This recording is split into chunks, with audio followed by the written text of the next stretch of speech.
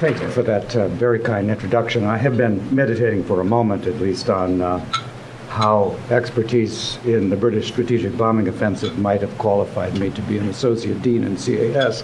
But maybe that's not a project I should pursue very much further. I am most grateful to the World Affairs Council for inviting me to appear as the keynote speaker for what is the Council's 50th anniversary year. It is a great honor. In addition, may I say that I'm also grateful to see so many friends here today, some of whom were actually my students. I won't actually point you out, since that might date both of us in a number of unpleasant ways. May I also express congratulations to the Council from the Chancellor of the University of Alaska Anchorage, Fran Ulmer, whose hope it is that the historically fruitful relationship between the Council and the University will continue to prosper. She would want me to emphasize how important this relationship will be to the continued development of the University's new strategic priority or commitment to the internationalization of teaching, research, and service. First, a word about the title and content of my talk.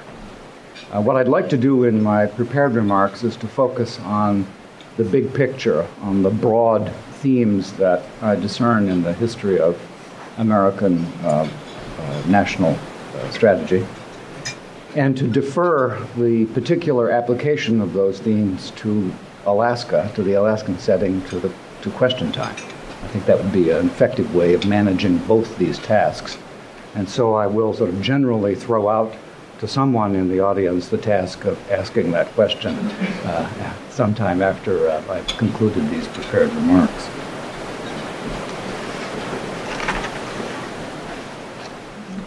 A moment's reflection on 1958, the Council's founding year, is a good place to start any meditation on the history and future of American national strategy. It was, of course, the year before Alaskan statehood that I suppose to anchor our thinking about its significance. In the preceding year, the Treaty of Rome, the founding document of the European Economic Community, was signed. And at the beginning of 1958, it came into force. This is, of course, the constitutional foundation of what is today the European Union. It was the year after Sputnik,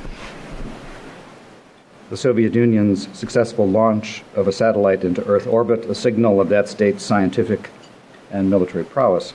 It was a mere 2 years after the Suez Crisis and the failure of the Hungarian Revolution. 4 years after the surrender of the French forces at Dien Bien Phu, an event with some considerable consequence, if you will, for American policy. 5 years after the Korean Armistice, 9 years after the formation of the North Atlantic Treaty Organization, and a mere 13 years after the end of the Second World War. Meditating on all those things, I think, establishes the significance, if you will, of the time in which the Council was founded. 50 years later, the Soviet Union is gone, and the Cold War, which at least one scholar has described as the long peace, the Cold War is no more.